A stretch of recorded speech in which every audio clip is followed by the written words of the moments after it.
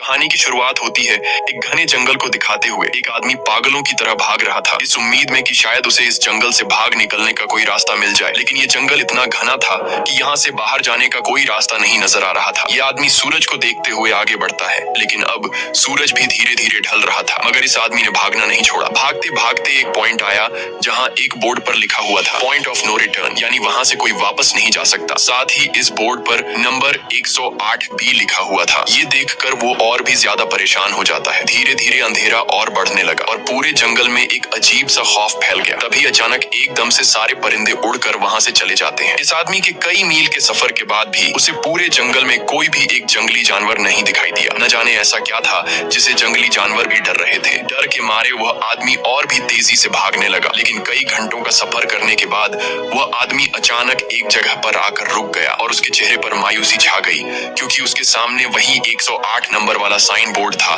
जिस पर लिखा हुआ था पॉइंट ऑफ नो रिटर्न। अब आदमी को समझ आया कि चाहे मैं जितना भी भागूं पर इस जंगल से निकल नहीं सकता। इसलिए अब वो वहां छुपने की जगह ढूंढने लगा, लेकिन वहां उसे छुपने के लिए कोई सेफ जगह नहीं मिली। इसीलिए अब वो पेड़ के ऊपर चढ़ जाता है, पर तभी उस पेड़ की टहनी टूट गई, जिससे वो आदमी काफी ऊंचाई से नीचे जमीन पर आ गिरा। पेड़ से गिरने के बाद वो बहुत ज्यादा जख्मी हो चुका था। उसे काफी गहरी चोटें आई। इससे पहले कि वो बेहोश हो जाता तभी अचानक जमीन हिलने लगी और अजीब सी गुर्राने की आवाजें आने लगी। वो आवाजें सुनकर आदमी के गले में सांसें अटक गईं। तभी अचानक कोई उसे खींच कर ले गया। खींचने वाला कौन था ये नहीं दिखाया गया, लेकिन हमें उस आदमी की दर्द भरी चीखें सुनाई दी गई। इस इंसिडेंट के 6 दिन बाद हमें शहर में मीना नाम की एक लड़की को दिखाया जाता है जो एक बर्ड शॉप में काम करती है। तभी उसका बॉस आता है और मीना को एक गोल्डन पैरट को शहर से दूर एक जू में डिलीवर करने का ऑर्डर देता है। मीना बॉस की बात को मानते हुए अब उस पैरट को डिलीवर करने जाती है। मीना गाड़ी में बैठकर अपने मोबाइल में उस जू का लोकेशन सेट कर लेती है और अपने सफर पर निकल पड़ती है। शहर से बाहर निकलने के बाद वो एक बोर्ड पर बहुत सारे लोगों के मिसिंग फोटोज देखती है, यानी वहाँ पर कई सारे लोग गायब हो चुके थे। लेकिन मीना उन पर ज्यादा ध्यान नहीं देती और आगे बढ़ने लगती है। आगे बढ़ते दौरान मीना शॉर्टकट लेते हुए जंगल के रास्ते से गुजरती है ताकि वो जल्दी से इस पैरट को जू तक डिलीवर कर दें, और वो पहुंच गई जंगल के बीचों बीच। ये वही जगह है जहाँ हम पहले एक आदमी को गायब होते देख चुके हैं। वहाँ आकर मीना बुरी तरह से फंस चुकी थी। वो अपने मोबाइल पर मैप देखती है, लेकिन वहाँ मोबाइल के सिग्नल नहीं आ रहे थे और उसकी कार का रेडियो भी काम नहीं कर रहा था। मीना अब वहाँ से वापस निकलने लगी, लेकिन अब उसे वहाँ से बाहर निकलने का रास्ता समझ नहीं आ रहा था। थोड़ी देर बाद मीना की गाड़ी भी खराब हो गई। मीना गाड़ी से बाहर निकलती है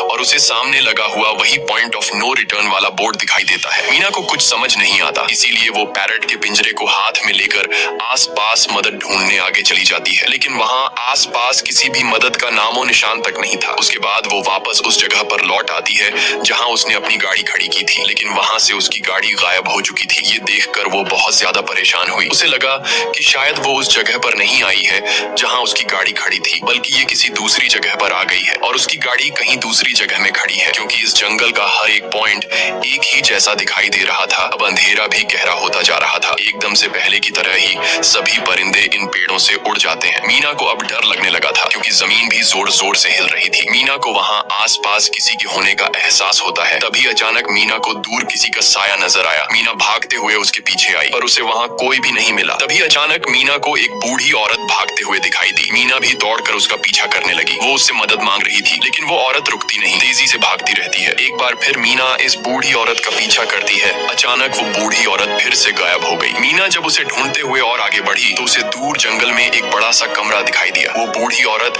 उस कमरे के दरवाजे को खोलकर मीना से कहती है, अगर जिंदा रहना चाहती हो तो जल्दी से अंदर आओ। ये सुनते ही मीना बिना सोचे समझे दौड़ते हुए उस कमरे की तरफ गई। मीना के अंदर आते ही उसने गेट को लॉक कर दिया। मीना देखती है कि ये कोई अजीब सा कमरा है जिसमें एक बहुत बड़ा सा मिरर लगा हुआ था। उस बूढ़ी औरत के साथ यहाँ 2 और लोग भी थे। मीना घबरा कर उन लोगों से पूछती है, ये कौन सी जगह है? इस पर उस बूढ़ी औरत ने जवाब दिया कि इस जगह को हम दी कोब कहते हैं। मेरा नाम है मैडलेन, ये लड़की है कियारा और इस लड़के का नाम है डेनियल। बूढ़ी औरत मीना से कहती है कि अभी बातचीत का वक्त नहीं है, तुम जल्दी से हमारे साथ मिरर के सामने खड़ी हो जाओ, क्योंकि कोई हमें देखने आने वाला है। मीना पूछती है, आखिर हमें कौन देखने आ रहा है? तो वो बूढ़ी औरत उससे कोई जवाब नहीं देती। एकदम बाहर से अजीब सी आवाजें आने लगी। मीना डर के मारे पूछती है कि ये आवाज किस चीज की है? तो कियारा मीना को बताती है कि इन्हें हम वॉचर्स कहते हैं। वे शीशे के दूसरी ओर से हमें देख रहे हैं, पर हम उन्हें नहीं देख सकते। वे हर रात सूरज ढलने के बाद यहाँ आते हैं और हमें देखते रहते हैं जब तक सुबह का सूरज नहीं निकल आता। तभी शीशे के दूसरी तरफ से शोर आने लगा। मीना पूछती है, ये शोर कैसा है? उस बूढ़ी औरत ने बताया कि वॉचर्स तुम्हारे आने से खुश हैं, तुम्हें यहाँ देखकर तालियां बजा रहे हैं। मीना बुरी तरह से कंफ्यूज थी। वो जल्द से जल्द यहाँ से निकलना चाहती थी। मैडलिन जिन्हें वॉचर्स कह रही थी, न तो अब तक मीना ने उन्हें देखा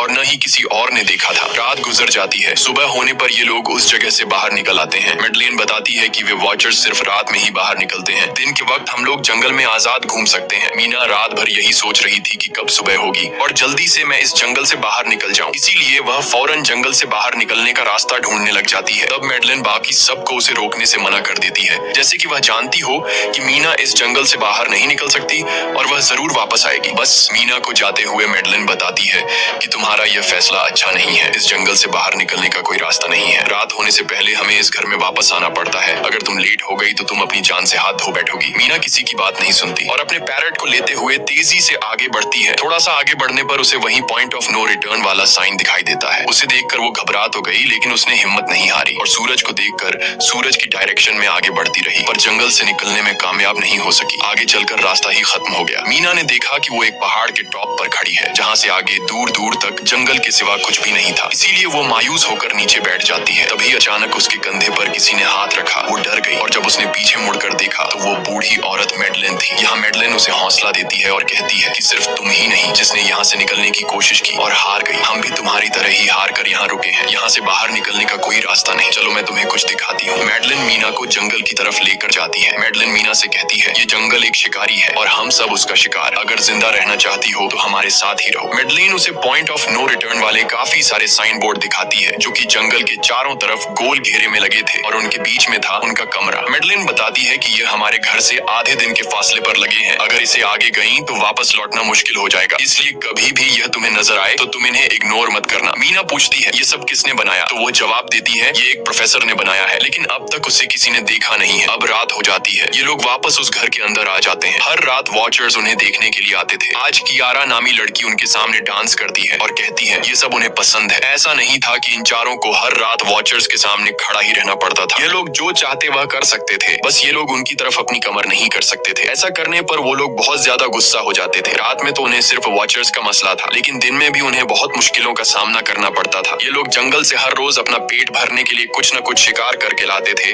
जिससे उनका गुजारा हो जाता। अगले दिन कियारा और मीना दोनों जंगल में शिकार करने जाती हैं। मीना कियारा से पूछती है कि आखिर ये वॉचर्स चाहते क्या? कियारा बताती है, मुझे भी कुछ खास नहीं पता, लेकिन मैडलाइन कहती है कि ये वॉचर्स हमें देखते हैं, हमें ऑब्जर्व करते हैं, लेकिन अगर हमने वॉचर्स को देखा तो हम पागल हो जाएंगे, क्योंकि वॉचर्स बहुत ही खूंखार दिखते हैं। कियारा अब उसे एक गड्ढा दिखाती है और कहती है, ऐसे बहुत से गड्ढे इस जंगल में मौजूद हैं। दिन के वक्त सारे के सारे वॉचर्स उन गड्ढों में रहते हैं और रात में वो यहाँ से बाहर निकल आते। दिन के वक्त ये लोग इसलिए बाहर नहीं आ सकते क्योंकि सूरज की रोशनी उनकी स्किन जलाती है। कियारा मीना को बताती है कि वो 5 महीने पहले अपने पति के साथ इस जंगल में आई थी और तब से वो दोनों यहाँ फंसे हुए थे, पर आज से 6 दिन पहले मेरा पति जंगल में रास्ता ढूंढने निकला है। मुझे उम्मीद है कि वो जरूर वापस आएगा और हम सबको यहाँ से सेफली ले जाएगा। यहाँ हमें मालूम होता है कि असल में कियारा का हस्बैंड वही आदमी था जिससे हमने मूवी के स्टार्ट में देखा था, जिसे कोई यहाँ से खींच कर ले गया और अब वो मारा जा चुका है। इस तरह से बातें करते हुए ये दोनों कमरे के पास वापस लौट आए। यहाँ मैडलिन ने मीना को 3 रूल समझाती है जिंदा रहने के लिए। सबसे पहला ये कि वो रात के वक्त घर का दरवाजा नहीं खोलेगी। दूसरा, रात में वो आईने की तरफ अपनी कमर नहीं करेगी। और तीसरा ये कि दिन के वक्त वो उन गड्ढों के पास नहीं जाएगी और जितना हो सके रोशनी में रहेगी। जब तक तुम इन रूल्स को फॉलो करोगी तब तक तुम जिंदा रहोगी। लेकिन मीना को मैडलाइन की बातों पर बिल्कुल भी भरोसा नहीं होता। अब उस रात मीना इन वॉचर्स के बारे में जानना चाहती थी, इसीलिए वो शीशे के साथ कान लगाकर आवाजें सुनने की कोशिश करती है। जब उसे कुछ सुनाई नहीं देता तो मीना को मैडलिन की बताई गई वॉचर्स की बातें फेक लगने लगती हैं। इसलिए वह रूल्स को तोड़ते हुए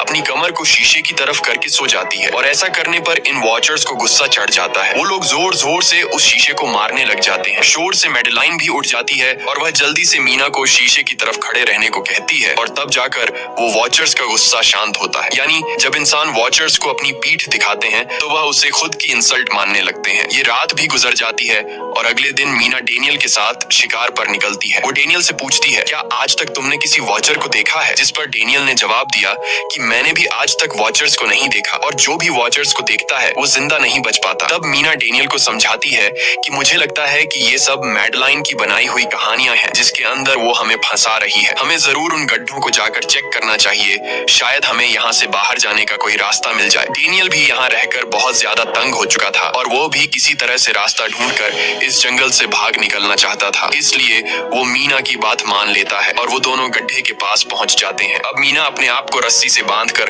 इस गड्ढे के अंदर उतरती है। रस्सी का दूसरा सिरा डेनियल ने पकड़ा हुआ था ताकि अगर मीना को कुछ भी हो वो जल्दी से मीना को बाहर की तरफ खींच ले। मीना नीचे गड्ढे में पहुंच जाती है जहां उसे बहुत सारा इंसानों का सामान मिलता है। मीना उस सामान को इकट्ठा कर लेती है। ये सारा सामान उन लोगों का था जो जंगल में वॉचर्स के शिकार हो चुके थे। डेनियल रस्सी के सहारे कैमरा, साइकिल और जरूरत का सारा सामान को बाहर ले आता है। मीना अब नीचे इंतजार करती है कि डेनियल कब रस्सी नीचे फेंकेगा और मैं ऊपर चली जाऊंगी। और इससे पहले कि मीना उस गड्ढे से बाहर निकल पाती, उसे गड्ढे के अंदर किसी के आने की हलचल सुनाई देती है। मीना जल्दी से डेनियल को रस्सी नीचे फेंकने की आवाज देने लगती है, लेकिन तभी मीना को पकड़ने के लिए एक वॉचर का हाथ बढ़ने लगता है। पर मीना धूप में खड़ी थी, इसलिए जब उस वॉचर के हाथ पर सूरज की रोशनी पड़ी तो उसका हाथ जलने लगा। इतने में डेनियल ने नीचे मीना के पास रस्सी फेंकी और मीना फौरन जल्दी से बाहर निकल आई। मीना पूरी तरह से डर गई थी। ये लोग उस सारे सामान को लेकर अपनी सेफ हाउस में आ गए, जहां मैडलिन ने उससे पूछा, ये सामान तुम्हें कहां से मिला? ये लोग झूठ बोल देते हैं कि ये सामान उन्हें इस जंगल से मिला। मैडलिन को इस जंगल में रहते हुए बहुत अरसा गुजर चुका था। वो जानती थी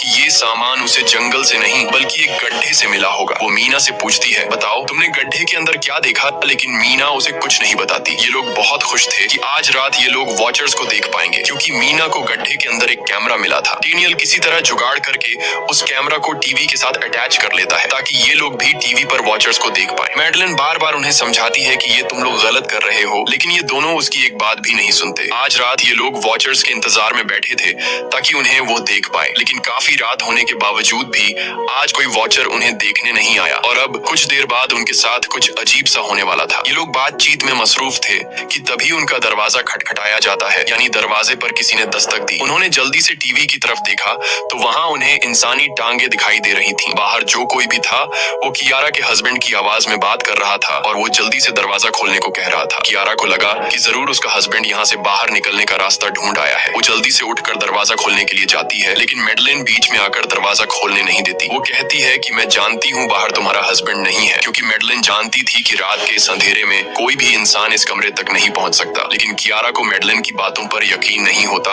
और वो दरवाजा खोलने की कोशिश करती है, जिसके बाद मैडलिन कियारा से कहती है कि वो तुम्हें फंसा रहा है, तुम उसका इम्तिहान ले लो, तुम उसे कोई ऐसी बात पूछो जिसके बारे में सिर्फ तुम या तुम्हारा हस्बैंड जानता हो। कियारा बाहर खड़े हुए इंसान से एक किताब के बारे में सवाल करती है जिसके बारे में उसे पता होना चाहिए था, लेकिन जब बाहर खड़ा हुआ इंसान कोई जवाब नहीं देता तो ये समझ जाते हैं कि ये वॉचर ही है। ये लोग जब दरवाजा नहीं खोलते तो वॉचर उनके बाहर लगाए हुए कैमरा को तोड़ देता है। और यहाँ हमें एक बात पता चलती है कि वॉचर्स इंसान के रूप में भी खुद को बदल सकते हैं। वॉचर्स उनकी इस हरकत पर बहुत ज्यादा गुस्सा हो गए थे। वे बहुत तेजी से शीशे को मारने लगे, जिससे शीशे में एक बड़ा क्रैक भी आ जाता है। लेकिन यहाँ मैडलिन समझदारी दिखाते हुए सबको लाइन से शीशे की तरफ खड़ा कर देती है, जिससे वॉचर्स का गुस्सा थोड़ा बहुत ठंडा हो जाता है और वे वहां से चले जाते हैं। अब यहाँ मीना मैडलिन को बताती है कि हमने गड्ढे में से ये सारा सामान चुराया था। ये सुनकर मैडलिन बहुत ज्यादा गुस्सा हो जाती है कि तुम लोगों ने दूसरा रूल भी तोड़ दिया। अगली सुबह मैडलिन उस गड्ढे से लाया हुआ सारा सामान उठाकर वापस उसी गड्ढे में फेंक देती है, जिससे उन वॉचर्स का गुस्सा थोड़ा शांत हो जाता है। मगर अब इन लोगों को जंगल में बहुत ही ज्यादा अजीब चीजें दिखाई देना चालू हो गई थी और उसका सबसे ज्यादा असर डेनियल पर होता है। डेनियल अचानक बात बात पर बहुत ज्यादा गुस्सा करने लग जाता है। दूसरी तरफ कियारा, जिससे पहले उम्मीद थी कि उसका हस्बैंड जिंदा है और वो यहाँ आकर उसे यहाँ से बचा लेगा, लेकिन अब उसे पता चल चुका था कि उसका हस्बैंड अब वापस नहीं आएगा, जिसकी वजह से वह अंदर ही अंदर पूरी तरह से टूट चुकी थी। और वो डिसाइड करती है कि वह वॉचर्स के इन गड्ढों में कूदकर अपनी जान दे देगी, क्योंकि अब उसके पास जीने की कोई वजह नहीं रही। वह ऐसा करने ही वाली होती है कि मीना आकर उसे बचा लेती है। इसी बीच हम देखते हैं कि डेनियल मैडलिन की तरफ अजीब तरह से देख रहा होता है और वह गुस्से में आकर मैडलिन को पेड़ के साथ बांध लेता है। डेनियल ने कहा कि अब मैं इस बुढ़िया के कोई रूल्स नहीं मानूंगा, अब यहाँ सिर्फ मेरी बात मानी जाएगी। अब रात होने वाली थी, इसलिए डेनियल कमरे की तरफ भागा और कियारा भी उसके पीछे भागी, लेकिन मीना मैडलिन के पास आई और उसकी रस्सियां खोलने लगी। दूसरी तरफ डेनियल ने कियारा को लेकर कमरे का दरवाजा अंदर से बंद कर दिया और मीना और मैडलिन को बाहर वॉचर्स के लिए छोड़ दिया। मीना और मैडलिन डेनियल से दरवाजा खोलने के लिए गिड़गिड़ाते रहे। डेनियल से रिक्वेस्ट करते हैं कि प्लीज दरवाजा खोल दो, लेकिन डेनियल ने दरवाजा नहीं खोला। अब बाहर चारों तरफ अंधेरा छा गया और वॉचर्स के आने का टाइम हो गया, इसलिए अब मजबूरन उन्हें अपनी जान बचाने के लिए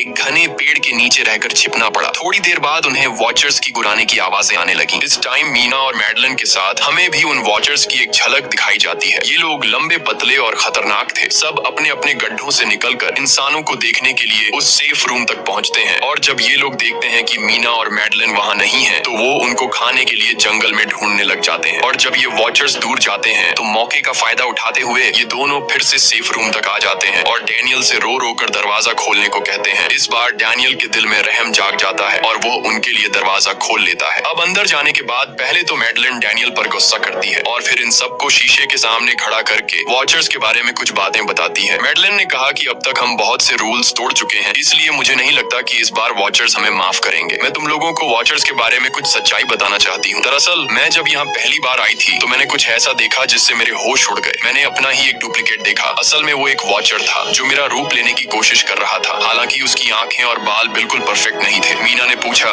कि आखिर ये वॉचर्स हैं क्या चीज, जिस पर मैडलिन ने जवाब दिया कि ये सारे क्रीचर्स फेरीज हैं जो किसी जमाने में इंसानों के साथ मिलकर रहते थे। फेरीज पंखों वाले एक जादुई जीव थे, लेकिन वक्त गुजरने के साथ इंसानों को फेरीज की शक्तियों से डर लगने लगा। इसीलिए इंसानों ने फेरीज को खत्म करने का सोचा। इंसानों की तादाद ज्यादा थी, इसलिए फेरीज इंसानों का मुकाबला नहीं कर पाए। इंसानों ने इन फेरीज को जंगल में एक बहुत बड़े गड्ढे के अंदर कैद कर लिया और उन्हें श्राप से हमेशा हमेशा के लिए इस गड्ढे में बंद कर दिया। उसके बाद फेरीज कई 100 सालों तक उस गड्ढे में कैद रहे, लेकिन फिर वक्त के साथ उन्होंने जमीन के अंदर खुदाई करके निकलने के रास्ते बना लिए। आज वही फेरीज वॉचर्स के रूप में गड्ढों से निकलकर हमारे सामने आते हैं। हालांकि कई 100 सालों तक जमीन के अंदर रहने की वजह से उन्होंने अपने पंख और जादुई शक्तियां खो दी और साथ ही उन्हें सूरज की रोशनी से तकलीफ होने लगी, लेकिन अब भी उनमें रूप बदलने की शक्ति है। इस पर डैनियल ने मैडलिन से पूछा कि ये वॉचर्स हमसे क्या चाहते हैं और ये हर रात हमें देखते क्यों हैं, जिस पर मैडलिन ने बताया कि ये वॉचर्स एक बार फिर से जंगल से निकलकर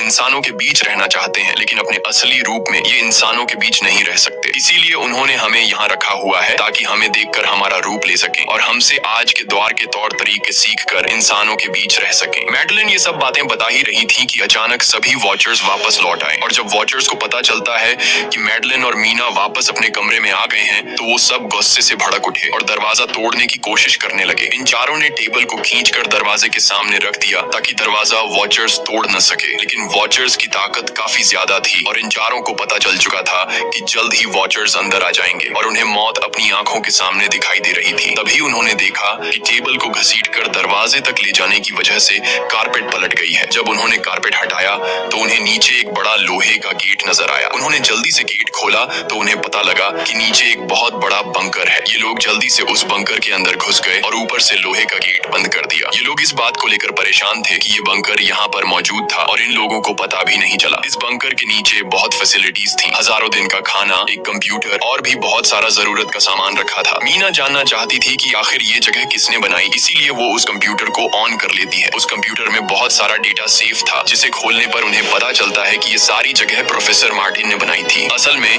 प्रोफेसर को इन क्रीचर्स के बारे में पता था। वो इन वॉचर्स पर रिसर्च करना चाहता था, इसीलिए उसने ये बंकर बनाया था। पैसों का लालच देकर वो दूसरे इंसानों को काम के लिए यहाँ लेकर आता था और रात के वक्त मजदूरों को ऊपर कमरे में छोड़कर खुद यहाँ आकर छुप जाता था और वो वॉचर्स फिर उन इंसानों को खा जाया करते थे। अगली वीडियो में डॉक्टर मार्टिन बताते हैं कि उनकी रिसर्च के दौरान उन्हें एक सबसे अलग फेरी मिली जो रोशनी में भी उन गड्ढों से बाहर आ सकती थी। डॉक्टर बताता है कि उस वॉचर ने एक बच्ची का बिल्कुल परफेक्ट रूप ले लिया था जिसे कोई पहचान नहीं सकता था। वो बहुत अच्छी थी, उसने डॉक्टर मार्टिन को मारा नहीं। डॉक्टर मार्टिन उसे यहाँ ले आया। तभी प्रोफेसर ने कैमरा को दूसरी तरफ मोड़ा। तब उन्होंने देखा कि प्रोफेसर ने उस छोटी सी बच्ची के रूप में आए वो क्रीचर को पिंजरे में कैद कर लिया है। पता नहीं डॉक्टर उसके साथ कौन सा एक्सपेरिमेंट करने वाला था। उस कंप्यूटर में बहुत सी वीडियोस थी और हर वीडियो में कुछ न कुछ बताया हुआ था। मीना बस ये जानना चाहती थी कि आखिर में क्या हुआ, इसीलिए वो सबसे आखिरी वीडियो प्ले करती है जिसमें वह देखती है कि प्रोफेसर खुद को और उस फेरी को मारने वाले हैं। मरने से पहले वह इस जंगल में फंसे हुए लोगों के लिए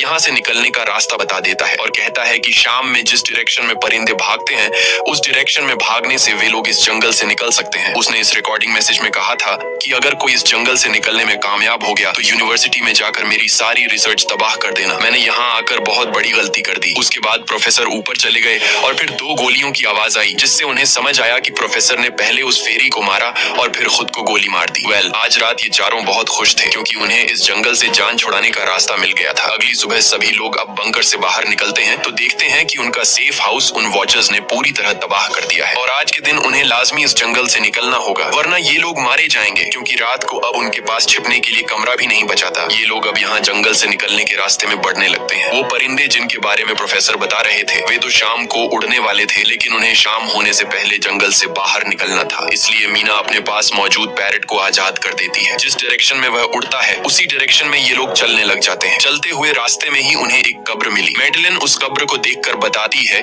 कि एक वक्त था जब ये लोग इंसानों के साथ रहते थे, लेकिन इंसानों ने उनके साथ बहुत बुरा किया, धोखा किया और उन्हें यहाँ जंगलों में फंसाकर खुद चले गए। कई घंटे सफर करने के बाद ये लोग एक नदी के पास पहुँच गए। वहाँ उन्हें प्रोफेसर का एक बोट मिला जिसको देखकर ये लोग बहुत खुश हुए, लेकिन उनकी खुशी अब कुछ ही देर की मेहमान थी क्योंकि अब अंधेरा हो चुका था और वॉचर्स के आने का वक्त हो गया था। उससे पहले कि ये लोग डॉक्टर मार्टिन की बोट में बैठकर यहाँ से दूर चले जाते, तभी उन्हें पीछे से किसी की आवाज आई। जब उन्होंने पीछे मुड़कर देखा तो वो कियारा का हस्बैंड था जो मदद के लिए चिल्ला रहा था। वो बहुत ही जख्मी हालत में था। बाकी सब बोट में बैठ चुके थे, इसलिए डेनियल अकेला उसकी मदद के लिए गया। डेनियल कियारा के हस्बैंड को खींचकर बोट की तरफ लाने लगा, लेकिन तभी ये लोग बोट से देखते हैं कि डेनियल जिसकी मदद करने गया वह कोई इंसान नहीं बल्कि एक वॉचर है जिसने उनके सामने ही डेनियल का रूप ले लिया। वो लोग कुछ भी नहीं कर पा रहे थे। अब उस वॉचर ने डेनियल को मार दिया। उन्हें इस बात का पता था कि वॉचर्स इस नदी को पार नहीं कर सकते हैं और फाइनली ये लोग खुद इस नदी को पार करके शहर तक पहुंच जाते हैं। और कहानी में असल ट्विस्ट इसके बाद आया। शहर पहुंचने के बाद ये तीनों अलग अलग रास्तों पर चले गए और कुछ दिनों बाद अब मीना जल्दी से डॉक्टर मार्टिन के कहने के मुताबिक उनके यूनिवर्सिटी में उनका सारा डेटा खत्म करने के लिए आई। उससे पहले कि वह उनका रिसर्च डेटा डिलीट कर देती, तभी उससे वहाँ एक टेप रिकॉर्डर मिला और उस टेप रिकॉर्डर से मीना को एक नया राज मालूम हुआ। जब हजारों साल पहले इंसान और फेरीज एक साथ रहते थे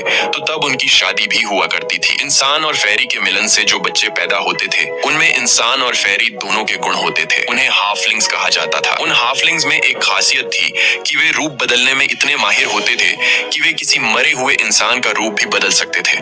प्रोफेसर का मानना था कि जब इंसानों ने फेरीज को जंगल के अंदर गढ़ों में कैद कर लिया था तब हाफलिंग इंसानों के बीच अपना रूप बदलकर चुपके से रहने लगे और वो आज भी किसी न किसी रूप में इंसानों के बीच मौजूद है। मीना जब प्रोफेसर के ऑफिस में आई और वहाँ पर जांचबीन करने लगी तो वहाँ उसके हाथ कुछ ऐसी तस्वीरें लगी जिसने उसके होश उड़ा दिए। उसने देखा कि तस्वीर में जो प्रोफेसर के साथ लेडी खड़ी है वो कोई और नहीं बल्कि मैडेलिन है और असल में मैडेलिन प्रोफेसर की वाइफ है। वो कंफ्यूज हो जाती है कि मैडेलिन ने उसे ये बातें क्यों नहीं बताई। इस भारी कंफ्यूजन को शेयर करने के लिए वो कियारा के पास आती है और उसे बताती है कि जिस मैडेलिन से हम जंगल में मिले थे वो असल में प्रोफेसर मार्टिन की वाइफ है, लेकिन उसने हमें ये सच्चाई इसलिए नहीं बताई क्योंकि वो खुद एक इंसान नहीं बल्कि एक रूप बदलने वाली फेरी थी। मैंने जब रिसर्च किया तो मुझे पता चला कि काफी साल पहले प्रोफेसर की वाइफ मैडेलिन कैंसर की वजह से मर गई थी। ये सुनकर कियारा कहती है कि फिर वो मैडेलिन कौन थी जो इतने समय से हमारे साथ थी। इस पर मीना कहती है मुझे सब समझ आ रहा है। दरअसल प्रोफेसर अपनी वाइफ के मरने से बहुत दुखी थे और उसे हर हाल में वापस पाना चाहते थे और जब प्रोफेसर को इन रूप बदलने वाली फेरीज के बारे में पता चला तो प्रोफेसर ने उस रूप बदलने वाली फेरी को पिंजरे में कैद किया जो एक बच्ची का परफेक्ट रूप लेकर उनके पास आई थी। प्रोफेसर ने अपनी वाइफ की फोटो दिखाते हुए उस फेरी को अपनी वाइफ मैडेलिन जैसा बना दिया क्योंकि वो फेरी बाकी फेरीज से अलग थी। वो दिन में भी बाहर आ सकती थी। मीना ने कहा कि मैंने मैडेलिन को यहाँ बुला लिया है, हमें किसी तरह से करके उसे वापस जंगल भेजना होगा। तभी एक कार वहाँ आकर रुकी। जब उस कार से जो इंसान उतरा उसे देखकर मीना के गले में सांस अटक गई। वो कियारा थी, यानी कि अब तक जो मीना के साथ थी वो मैडेलिन थी। उसने कियारा का रूप ले रखा था। कियारा जैसे ही घर के अंदर आई तभी मैडेलिन ने कियारा के हस्बैंड के रूप में बदलकर उसे बेहोश कर दिया। मीना ने मैडेलिन से कहा आखिर तुम चाहती क्या हो, जिस पर मैडेलिन गुस्से में आकर कहा मैं फेरीज की सबसे अलग मखलूक हूँ। मेरे सभी साथी बचपन से मुझे चिढ़ाते थे। वो मुझे अपने साथ नहीं रहने देते क्योंकि मैं सबसे अलग थी। मैं उस जंगल में अकेली पड़ चुकी थी और मैं उस जंगल से निकलकर बाहर लोगों के साथ मिलकर रहना चाहती थी। फिर एक दिन प्रोफेसर उस जंगल में आया। उसने मुझे पिंजरे में कैद कर लिया। उसने मुझसे कहा कि अगर मैं उसकी वाइफ का रूप ले लूं तो वह मुझे जंगल से बाहर ले जाएगा। मैंने उसकी बात मान ली। प्रोफेसर ने मुझे मैडेलिन की सारी बातें सिखाई और बाद में उस धोखेबाज प्रोफेसर ने मुझे मारने की कोशिश की, लेकिन उससे पहले कि वो मुझे मार पाता मैंने उसे ही मार डाला। तुम इंसान कभी भी भरोसे के लायक नहीं थे और न ही रहोगे। अब तुम भी मेरी सच्चाई जान चुकी हो, इसलिए तुम्हें भी मरना होगा और तुम्हें मारने के बाद मैं तुम्हारे रूप में इंसानों के बीच रहूंगी। यह कहकर मैडेलिन ने मीना का रूप ले लिया और उसका गला दबाकर उसे मारने लगी। तब मीना ने मैडेलिन से कहा कि क्या प्रोफेसर ने तुमसे यह नहीं कहा कि तुम क्यों दिन में निकल सकते सकती हो। असल में तुम हाइब्रिड हो, आधी इंसान और आधी फेरी, इसीलिए तुम इंसानों और फेरीज के बीच रह सकती हो। मुझे पता है कि दुनिया में अकेला रहना कैसा होता है, लेकिन तुम अकेली हाफलिंग नहीं हो। तुम्हारे जैसे और भी हाफलिंग्स हैं जो किसी न किसी रूप में इंसानों के बीच रह रहे हैं। इस सच्चाई का पता चलते ही मैडलिन का शरीर अचानक अपने असली रूप में आने लगा। देखते ही देखते उसके पंख निकल आए, जिसके बाद वो मीना को यहीं पर छोड़कर यहाँ से उड़ जाती है। इसके बाद कुछ हफ्तों के बाद का सीन दिखाया जाता है, जहाँ मीना अपनी सिस्टर के साथ रहने लगी है। उसने अपनी सिस्टर को बताया कि शायद वो फेरी अभी भी मेरा पीछा कर रही है। तब मीना की सिस्टर उसे कहती है कि तुम डरो मत, ऐसा कुछ नहीं है। और कहानी के एंड में हम एक छोटी बच्ची को देखते हैं जो कि उस वक्त मीना के घर के नीचे खड़ी थी। ये कोई और नहीं बल्कि मैडलिन थी, जो अब उनके दुनिया में उस रूप में रह रही है। और इसी के साथ ये कहानी खत्म हो जाती है। अगर आपको ये वीडियो अच्छी लगी हो तो हमारे चैनल को सब्सक्राइब और वीडियो को लाइक जरूर कीजिएगा।